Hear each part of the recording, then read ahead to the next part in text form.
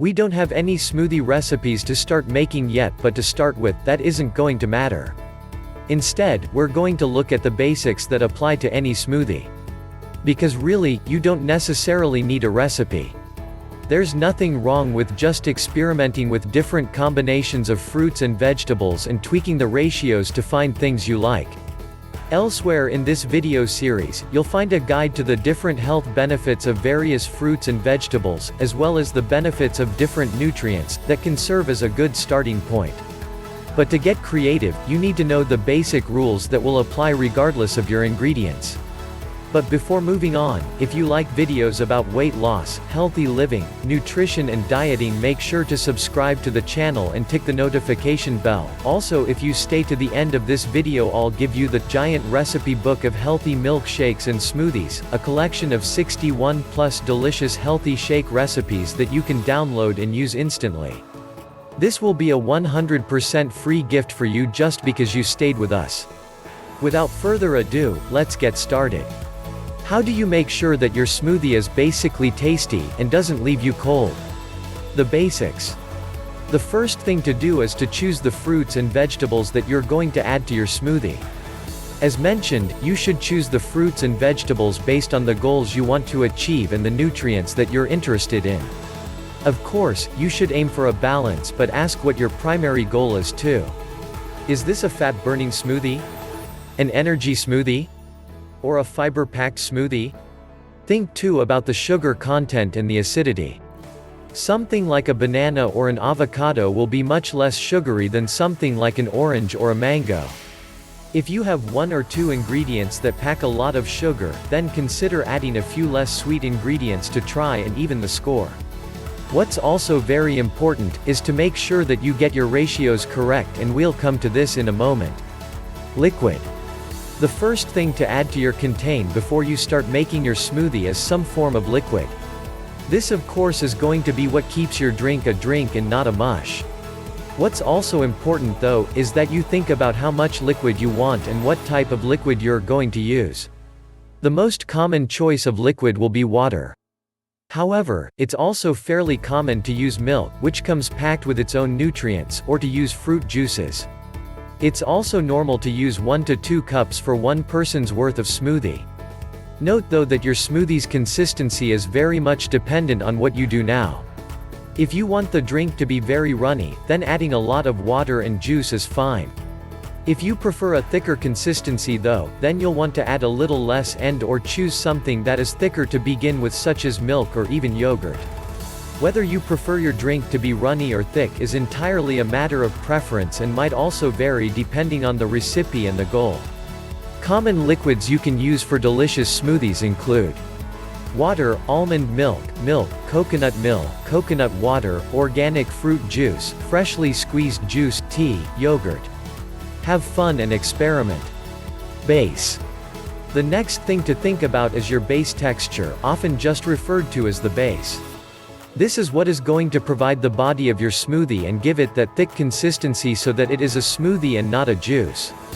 The aim here is to pick something that has a thicker consistency itself then, and that means something along the lines of bananas, mangoes, pears, peaches or avocados. Yogurt also works well, as do nut butters like peanut butter, coconut meat, chia seeds, ice, frozen fruit or even ice cream, though this last option is not so healthy.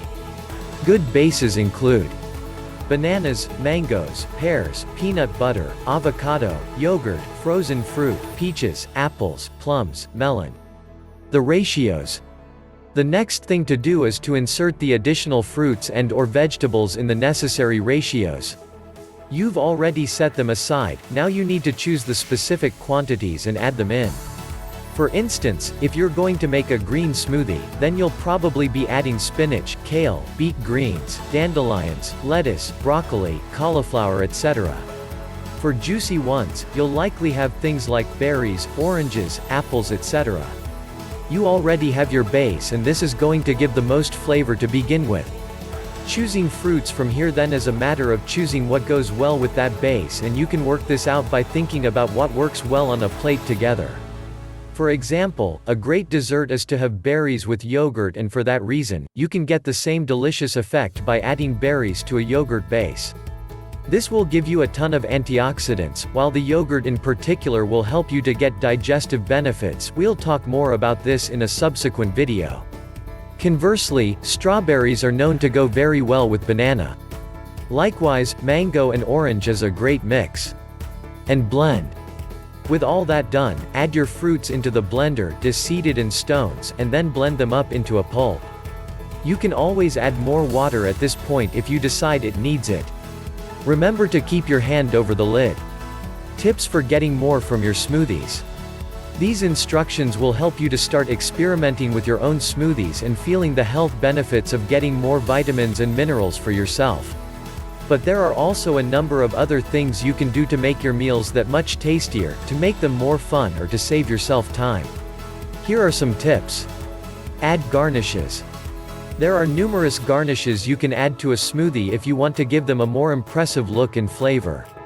For example, you can sprinkle some granola or chopped nuts on top, and this will help to fill you up. Nuts are also a great choice if you are going to be using peanut butter as a base. Sweeteners. If you feel like your smoothie isn't sweet enough, then you might be tempted to add some sugar or a sweetener, syrup. This isn't a particularly good idea. Adding sugar to your smoothie is of course only going to exacerbate the issues already associated with the high sugar content in these drinks.